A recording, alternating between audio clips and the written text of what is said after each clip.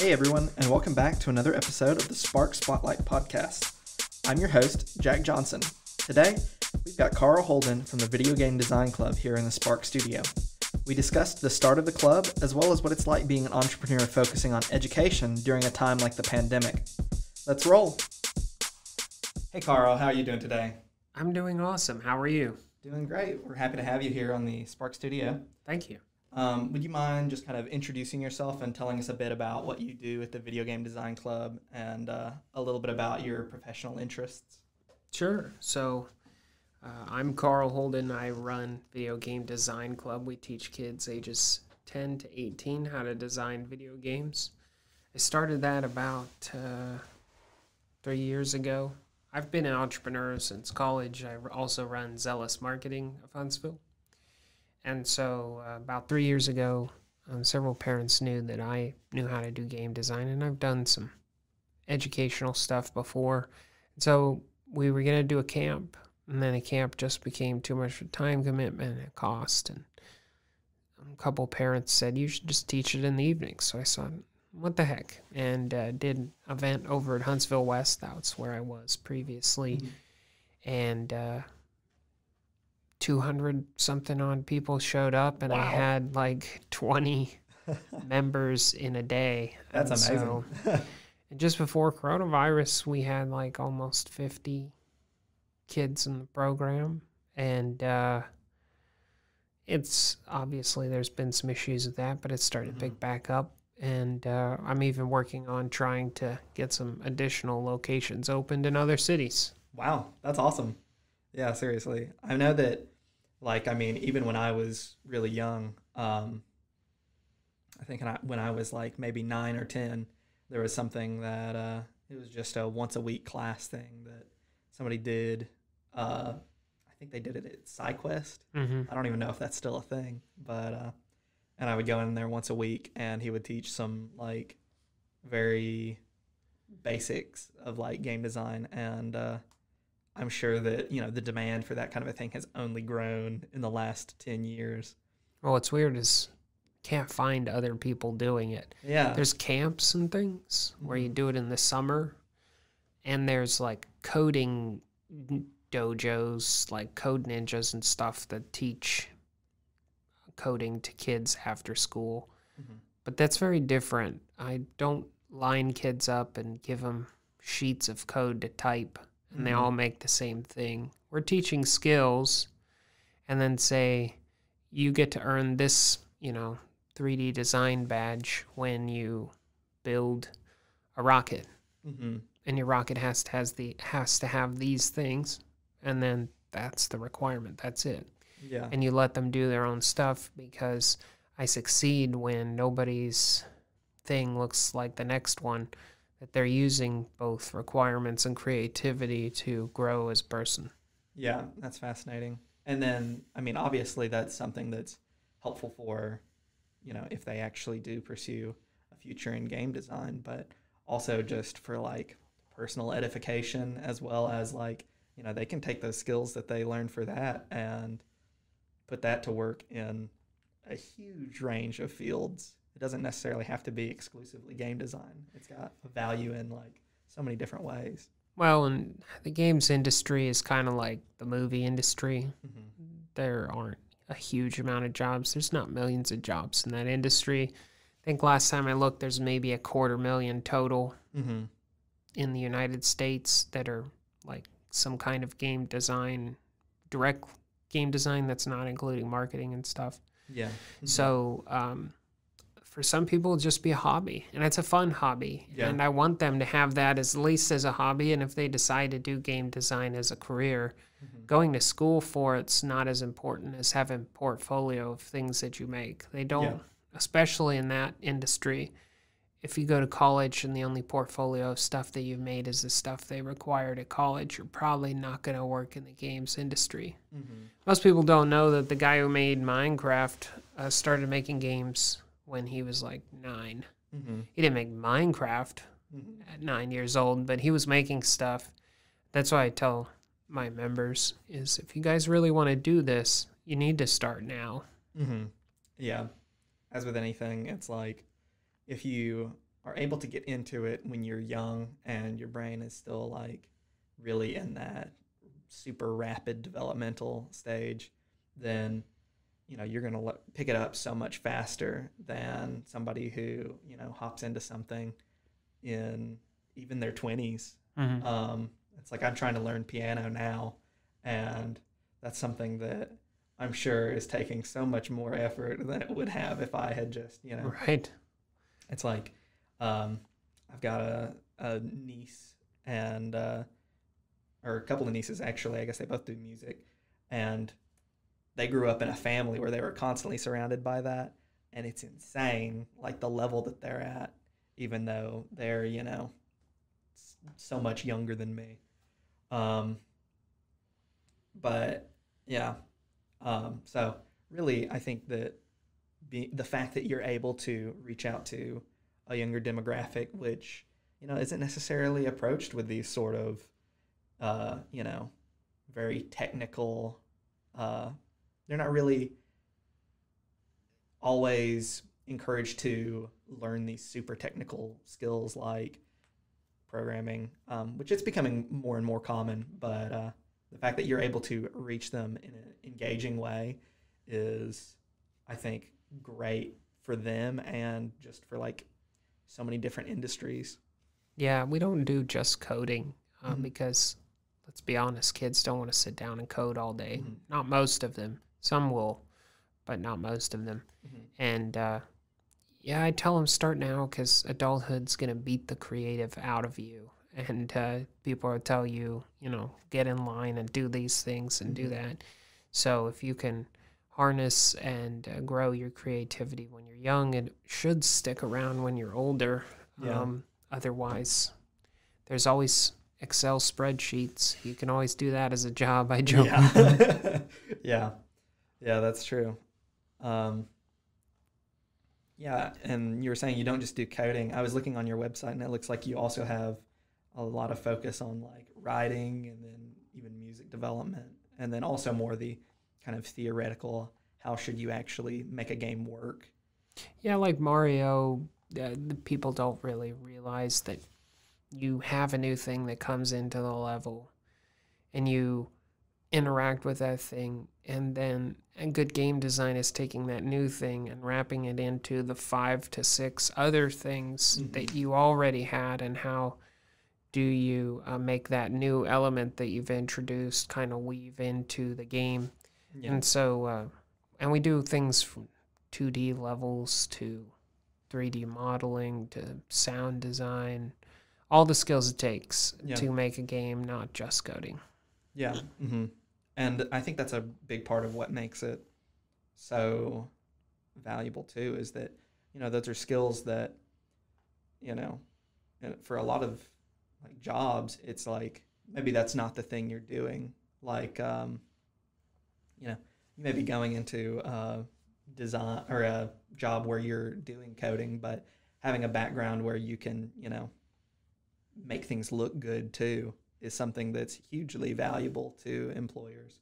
But, once again, I also want to emphasize that that's like something that is also really great for like personal edification. Not everything has to be about getting a job one day. And I think that's something that it seems like you're really focused on. This business works also because, so it's not a nonprofit. It's something that, make a little extra money on. It's not my full-time job, but parents will invest in their children. I could not get adults to pay a thing because they're always going to think, well, I can just do it on YouTube. And then they burn out and then they don't do it. When it really comes to it, game design is something that you can do socially, and children will excel at that. When coronavirus happened, we tried to do remote, and it just wasn't working. Being able to see their computer, what's not working and working, is just really critical, and also just being there and encouraging them in person. We realized after about 2 months, while it was fun to try to do streams and things, this is a very much in-person kind of business, and it's for kids. If an adult wants to learn game design, there, I believe, are some groups here in Huntsville that meet and talk about that. but I've modeled it at trying to get somebody when they're young, and then they can kind of take those skills once they're an adult and pursue it further.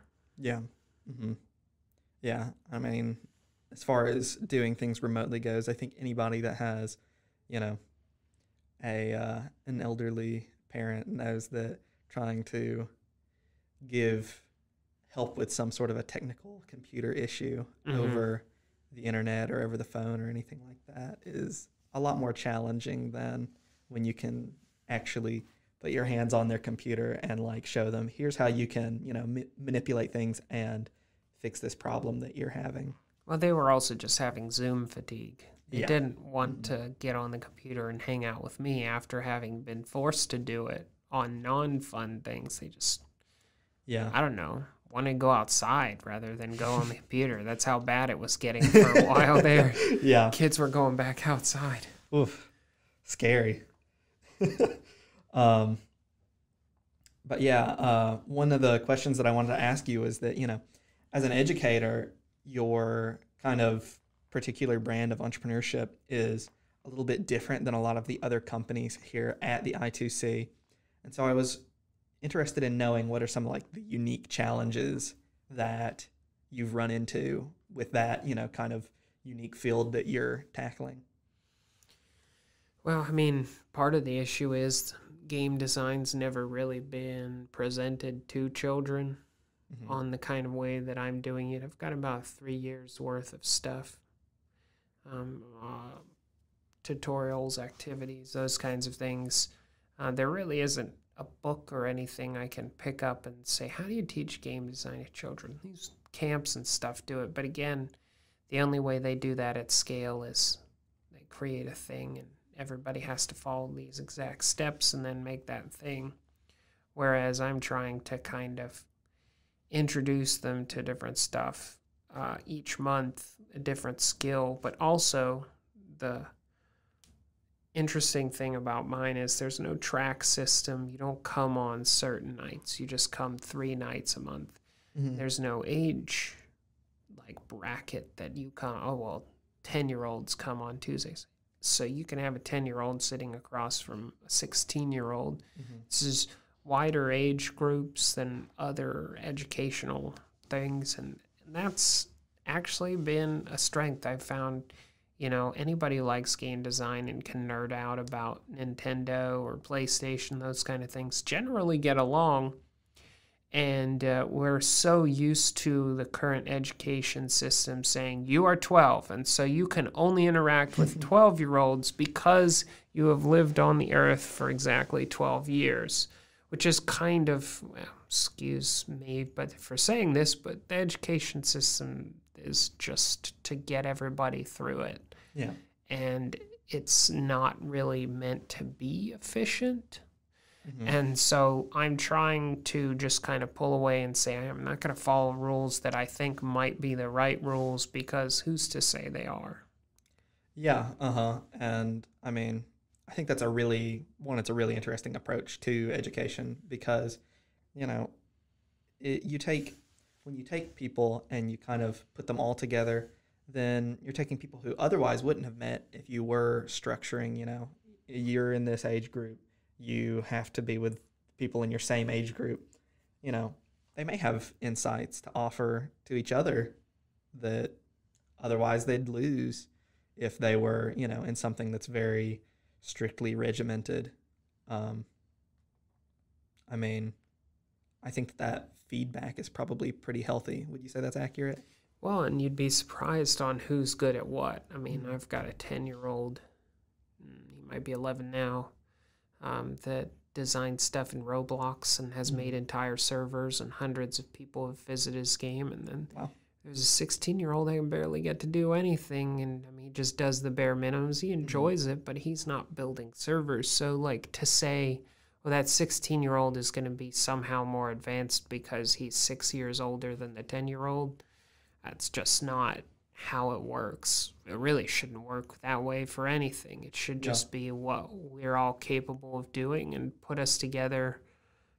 We should be sorted according to skill level, but of course there's the whole don't discriminate people. But I mean, are we discriminating people by putting them all in the same age group?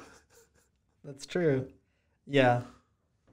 Yeah, no, that's fascinating. I think that the fact that, yeah, I guess the fact that like everybody is from different skill levels are kind of together. I mean, I know for like me, when I've tried to learn things on my own in the past, it's been much more helpful to see people who are just straight up better at that thing than me.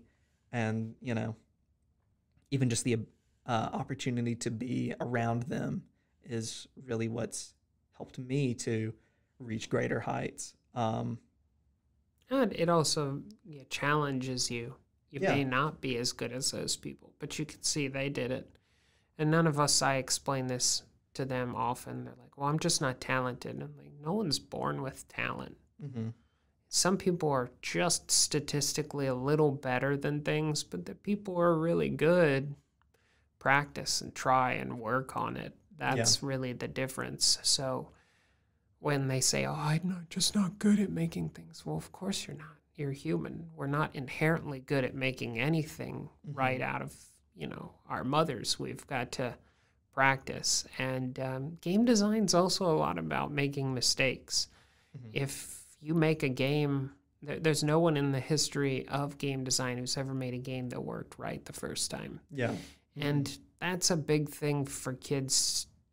That's kind of a weird kind of shift in their heads, is it's okay for things to not work. Yeah. Whereas it's beforehand very regimented. A is good, F is bad.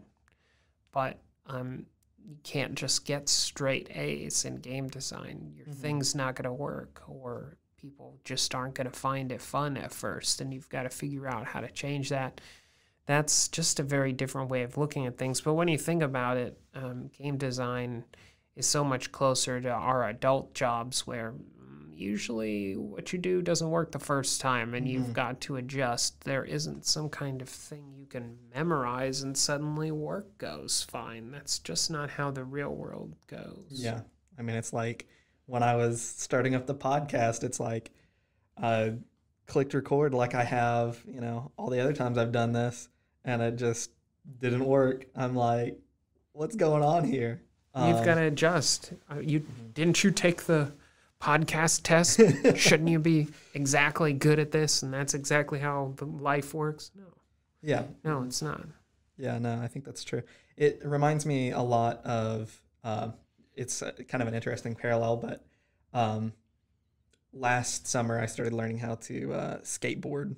And something that from like, listening to people on YouTube, what they basically talked about was how, skateboarding, especially for kids, is really good for just like developing work ethic, because it's something that, if you go skateboard and you're trying to learn a new trick, you're going to probably fall down and mess up that trick 500 times before you're, at a point where you can just like nail it. I used to have a one wheel. You seen one? Oh, yeah. Uh-huh. Well, then I got a concussion and acquiesced to my wife's request to sell it. Yeah. I walked home, not really sure where I was. Ooh. One wheels are dangerous. A skateboard at least has four wheels, and it'll slip out from under you at a normal physical rate. But one wheel can accelerate out from under you, and it's just one wheel. So Yeah. I did a bit of skateboarding as a kid, but I would say, stick to skateboarding. Don't try one wheel. Yeah, and even then, with me, I hurt my knee a couple times on it, and after that, I was like, I can't really just like sit up for another month, like not being able to really walk.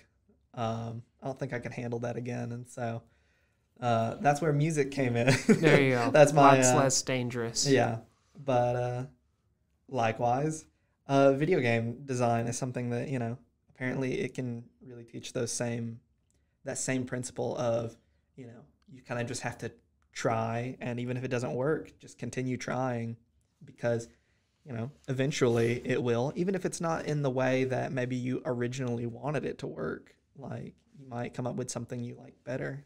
More people are going to be doing game design as a hobby than they do currently. The tools are changing.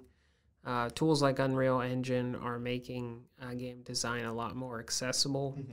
And with the advent of game design, in my opinion, going to take over the major portion of the entertainment industry, with coronavirus movies have waned in a lot of ways, and being able to play games with people is a lot more entertaining. Not to mention, like, Epic Games just got $1 billion of funding to make the Metaverse. I don't know if you heard about that. No, I haven't. What is that? So they got $200 million from Sony, and then $800 million from other private investors to make a metaverse, or what you saw in Ready Player One, a video game universe in which I guess it's games exist as a collective thing rather than individual installations, and basically living a different life inside of that world.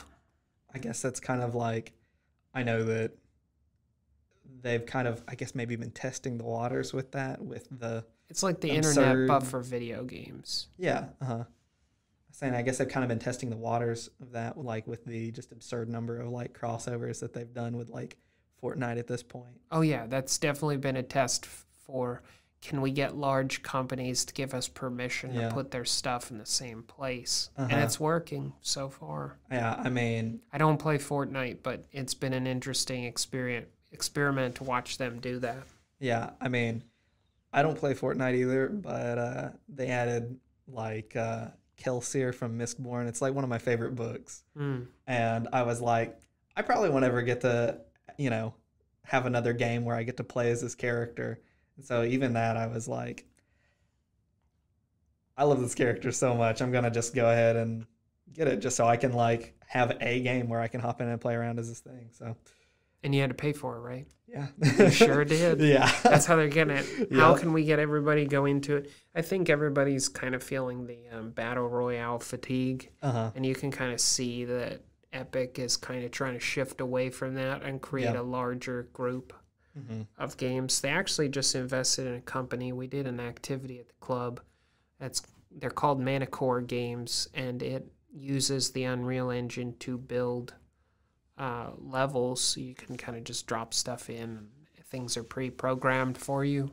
It's similar to Roblox, which Roblox is like a whole nother conversation.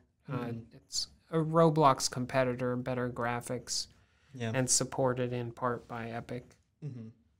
Another similar kind of a thing that I've used a little bit myself, not to a great extent, but you know, there's games like Dreams. Yeah, I have that on PlayStation. Yeah. I did it for a while, and then I'm like, well, nobody but those who play Dreams is ever going to see my thing, and that's a very small... You're the second person I've ever talked to who even knew what Dreams was. I gave up after a while. It's an amazing tool, but I just wish they'd put it on computer. I think that's what they're planning on doing. And, I mean, honestly, I think the biggest thing that it has going for it is its educational model, where you can go in and it's basically like you've got this space where you can create whatever, and then you can just have in the actual game their tutorials as like this screen that you can literally pick up and like move around and manipulate. It's extremely intuitive. Very tactile. Yeah, and all these companies are trying to figure out how to get game design to be a little bit more accessible, so that the kind of content we need. You'll one day see game design be as, you know, democratized as podcasts or video or blogs and those kinds of things. That's what I believe companies are working towards, it, not to limit our imaginations by our capability of coding or using some obtuse program. Yeah. In saying that, that's why I can do Video Game Design Club today and not when I was a kid, because I explained to them I had to read this thing called a book. Cut a tree down and make it really skinny. And and staple it together. You used to find them at libraries before they just lined computers in libraries. And so I told him, I mean, there wasn't any of this stuff that we're working on when I was a kid. And so the programs that let them experience game design without having to write 100 lines of C#, it's a much better environment for something like this to exist. Yeah. And I mean, the, highly accessible programs of 10 years ago are still so far behind what, there is now in terms of accessibility. Like, I mean, I think Roblox really is a good example. I own stock in Roblox. That's a good idea. My little sister-in-law, she's about to turn 13, and she's like crazy about it. Over half of our members play Roblox. That's the easiest one, easiest game engine to get kids into that looks as close to a professional game engine as you're going to get. Which I remember, I guess it's been, in some ways, a very successful kind of rebranding, because I remember 10 years ago when, I looked at Roblox and I was like, that's kind of more for younger kids. Mm-hmm. And now it's Yeah, I looked online and saw adults playing, and I'm like, I'm not sure if it's still an adult game, but there's YouTube streamers of grown adults playing Roblox. Yeah. Still find that a little weird. I do feel like it's still a young person thing, but that's the thing, is the people that were playing Roblox 10 years ago when they were 10 are now 20 years old. That's true, yeah. Yeah. It's crazy to me how it really has become so much more of even then it was popular, but it wasn't I'm going to, that's my main game that I play every single day, and I'm old enough that, I could have a job and buy, a PlayStation, but I'm still going to play Roblox. That's where it's at now. But when you say play Roblox, that's what's interesting about the platform. You don't play Roblox at all. Yeah, that's true. You're playing these people's creations, and what you played on Roblox last month is likely not what you're playing now. It is kind of trend chasing. I mean, when Among Us came out, then there was a bunch of copies of Among Us on there. So it's difficult for the creators on there to kind of keep up with the trends. Yep. But that's also why it did so well, is that Roblox doesn't actually publish any games. Mm-hmm. They're just a platform for other people to publish. Yeah. Now, they support some of their higher-end devs, but we're talking about little 18-year-old kids making millions of dollars, because most people don't. I was just explaining the other day, most people don't realize that the Robux that you earn in that game is convertible back into cash. Yeah. And if you're making billions of Robux because millions of kids are playing your game, you could make a couple $1 million. Yep. I do think Roblox is a little greedy with what they take and the conversion rate back in, and they're going to have to be wary of that as, the game industry kind of shifts on what kind of compensation developers can get, because as this democratizes and there's additional options, you're going to have to make it worth developers' times to do. Yeah, I think that's what you saw years ago with, pretty different example, but I don't know if you know anything about Vine, when that was a thing. Yeah. Really the reason that it kind of died out was because there was no way for the developer or, the creators on it to really monetize any of their stuff, and so they all ended up moving to other platforms. Well, that was almost, and that's a marketing thing, which I also do for my day job. Influencer marketing has changed, and stuff like Vine, which didn't have it. I mean, you can now hire those people to create content for your brand, and that's how you can make money. That's how most YouTubers make money, because you get sponsorship deals. Google got greedy and decided that basically no one can really make money on YouTube except for those showing up on the first page. Yeah. And so they're having to adjust how they make money by getting, sponsors. Yeah. I think it's really interesting how that whole kind of dynamic has shifted things. It's kind of, in a lot of ways, as people who are, these highly creative types that, are going to spend a bunch of time creating content for their YouTube channel, have really almost changed from just a purely I watch this for entertainment kind of a role almost to I watch this because it's entertaining, but also I respect this person's opinions and I want to hear what they think about things. Yeah. And if they advertise a product to me, then I'm going to be more receptive to that than a commercial on TV who has no face behind it aside from, maybe what are people going to really relate to on TV? It's really only if there is some, celebrity that a commercial has paid to advertise their product, or if it's, some random paid actor in a commercial for a new drug. It's that's so much harder for people to relate with than here's this person who I've watched a million videos of. Yeah. There is that trust level, whereas, Kim Kardashian gets up and on a television commercial and talks about, here's my makeup thing. Well, of course she's going to do that. But this person that I followed on YouTube and, I was following them before they were popular and then they start saying this stuff, it almost feels like it's a friend.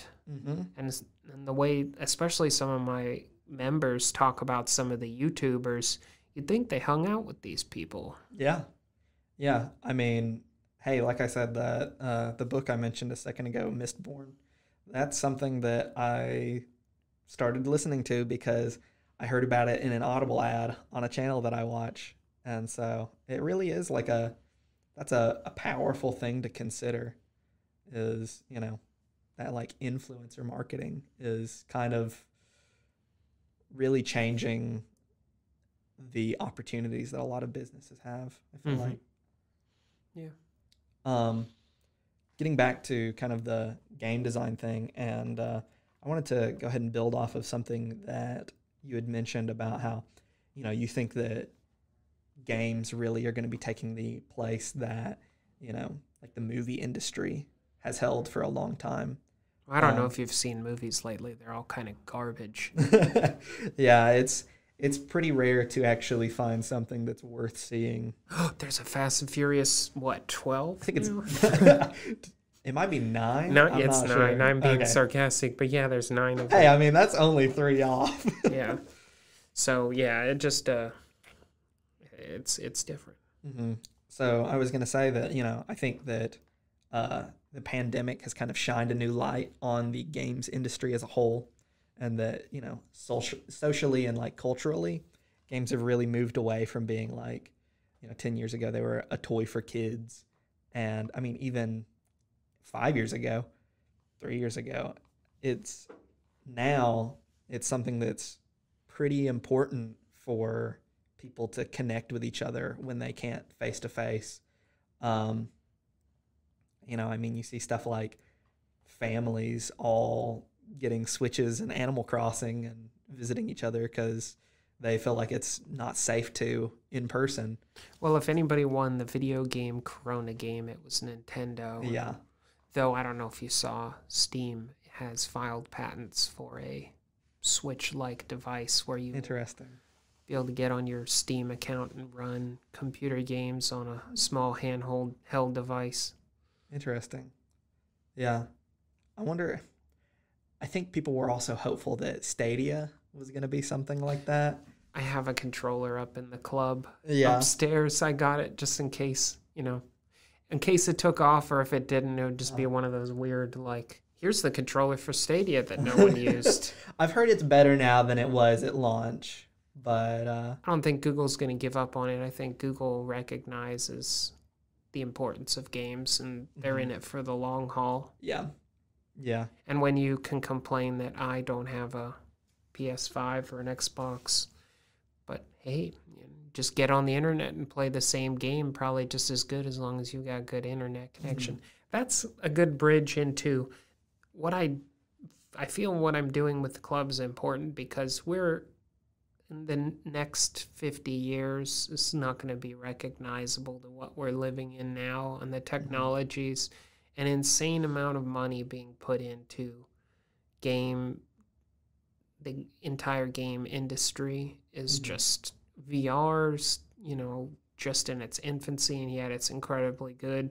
So the job market for this stuff, I mean, if Epic is going to make a metaverse, they're going to need game designers to make that. So that 250,000 of jobs may be 1 million jobs 10, 20 years from now. And so I think these skills may be something that my members will one day, be paid very well, because they started as kids. So 10, 20 years from now, when they're adults and these companies are hiring to get all this content made, they'll be the ones that know how to do it. Yeah. And I mean, honestly, I mean, this is a bold comparison, but I feel like games right now are really, there's a lot of parallels between it and, like, the space industry. There's a lot of technology that's being developed for, this very niche use case that people are finding tons of other ways to utilize it. I think VR is the best example of that, where it started out with just being, Oculus is over here saying, hey, people tried doing this 20 years ago and it was terrible, but we figured out a way to make it not terrible. And then... But now we're going to slap ads into it. I don't know if you saw that. Yeah. Facebook's already experimenting, putting ads in, which we all kind of saw Mirror coming. Stuff. And then we all saw that coming. I mean, there's no way that extremely good headset, and I have an Oculus too, there's no way that thing is only $300. So that's the whole other model that we're going to be seeing, is game design is extremely expensive. Even now and even then, how will that be subsidized potentially by the other marketing avenues? We have no idea how it's going to change. Brain interfacing and all the other stuff. Elon Musk is working on some brain integrations where you put these headsets on and they'll kind of even just read, some of the signals in your brain. It's just crazy stuff. Yeah. How far off do you think stuff like that is? Just like super deep dive VR? I think, I don't know if we'll ever get to the Ready Player One, but I've played a VR game, and about an hour in, I looked down at my hands and like, these aren't my real hands. Yeah. So the immersion is already there. I mean, I've put headsets on 70-year-olds and they were immediately able to play the game. That's the thing with VR, is your controller is a controller you've been using for the last couple decades. It's called your body. Yeah. And I mean, I played a shooting game with my wife a couple years ago, and she actually, killed me a couple times. She'd never be able to, we did a video of her playing Call of Duty. She couldn't even walk around. Yeah. But VR is just an extension of ourselves, and it's going to be far more accessible than any of the stuff we have currently, because anybody will be able to do it. Yeah. There's a great series of videos that I've watched on YouTube. I don't know if you've seen it, but it's a person who basically, he's like, played video games for his entire life, but his wife never has. And so he's like trying to research what gaming is like for somebody who has never had games be a part of their life. And so he talks about, he basically gave her just this list of games to play, ranging from, which it's a series, but it'll range from like League of Legends to Animal Crossing and Breath of the Wild. And basically what he noticed is that the things that are most approachable for people are the things that they are already familiar with. And that's like part of why Animal Crossing has been so successful right now, is because most of the stuff you're doing in Animal Crossing, a lot of people have at least, tried it once or twice. It's called chores. Yeah. That's all that Animal Crossing is a bunch of chores. Go out and pick some weeds. Make sure that your flowers look nice. Don't step on them. And yeah, I think VR really is the epitome of that, of you're just doing, you're, it's as close to picking something up and just using it with your hands as video games have ever gotten before. Well, the Quest 2 can see your hands now. It can just render your hands in 3D. Does it even have controllers? It does. Okay. Most games still use the controllers, Yep. but there are some experimental games. There's a puzzle game where you can, with your hands, just grab the blocks and put That's them amazing. together. Yeah. One of the things that's exciting to me is I guess they're not haptic. I guess, well, maybe they are, but they're the gloves that actually have like resistance in them, which I think that's a ways off from being anywhere near consumer level. But that's the thing that I think will really, in my mind, push things into a whole new area of immersion and like being able to actually feel like you're interacting with something. Because there's a big difference between, I'm reaching out and, pressing a button or closing my grip around this controller, and it, there's something that would feel a lot different from this controller. Like, if you reach out and pick up a bottle, that's something that's a totally different shape. Even if the controller is able to say, okay, you're closing your fingers around this thing, it still feels different in your brain. But when you actually reach out and you feel that resistance that's, morphing around the object in the game that you're holding, that's something that I feel like we're probably pretty far from that still. Yeah. It's still pretty bulky, like very experimental. I think they're going to focus highly on just graphics and fidelity. And eventually, funny that you mentioned Stadia, eventually they're going to work on streaming technology, and our internet's going to get good enough that your headset is literally just a wireless device that streams those worlds to you at such a high quality that nothing's really being computed in the headset. It's literally just a screen and a Wi-Fi hotspot for something like Stadia. Yeah. And that's really what they're going to focus on. The peripheral other stuff of tactile and the other things, those will be cool once we master the other stuff. But the other issue is I have an Oculus Quest and there's nothing in the store. So there is a really big demand for quality game developers. And indie is a lot of the places where the good stuff comes out. I don't know if you ever heard of EA Games, but there's so much bureaucracy there that they don't really innovate. And, because there's a suit there telling them that they can't. Yeah. Here is statistically the thing that we've determined is the most likely to succeed this year. When I tell the members of the club, if you're gonna work in the game design industry, you're not always gonna be working on the game you want to. So you have to, like most adult jobs, be used to working on what you're assigned to do. And so that's why I have a badge system that, like, you get this badge, kind of like Boy Scouts, it's a physical pin-on badge that you get this once you complete the requirements. And so there is a set amount of like things they have to do, and that helps them kind of recognize that if I were to work in this industry, there's going to be like things expected of me to do within, so kind of take your creativity and have to work within the confines of requirements. Yeah,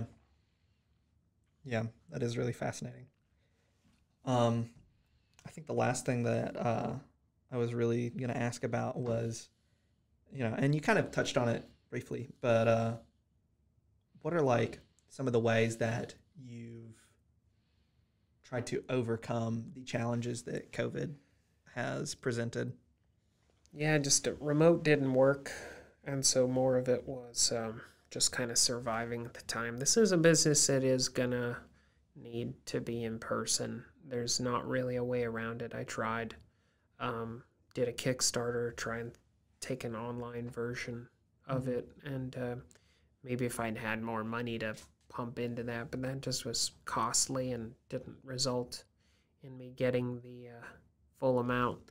But I think what's more important is having spaces like the I2C Yeah. that can work with you and adjust accordingly. That helped a lot. And even now, while we still have some rules and things, I'm able to kind of use the space. So I think our communities like UAH and this facility need to work with people and allowing them to adjust to what they need. Yeah. And I mean, if I hadn't been given, some additional space to just rent while I can't sit kids right next to each other, I don't know that I might have just closed up shop entirely. So being able to have funding to places like this that help us kind of adjust, that was really big. And I was super happy we did a kind of a GoFundMe to just try to pay for my rent over the couple months, and we were at least able to just keep the club here. And I did some streams for several months. When we hit April and like everybody was at home and no one was going out, I was doing a stream with the members about 3 days a week. Wow.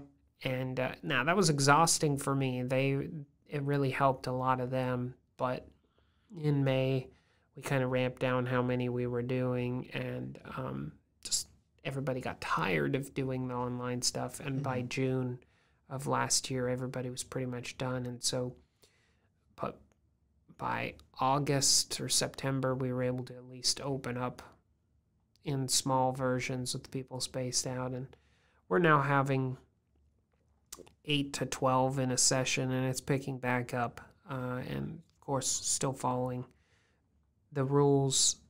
Those might change in the fall. We'll just have to see. Yeah.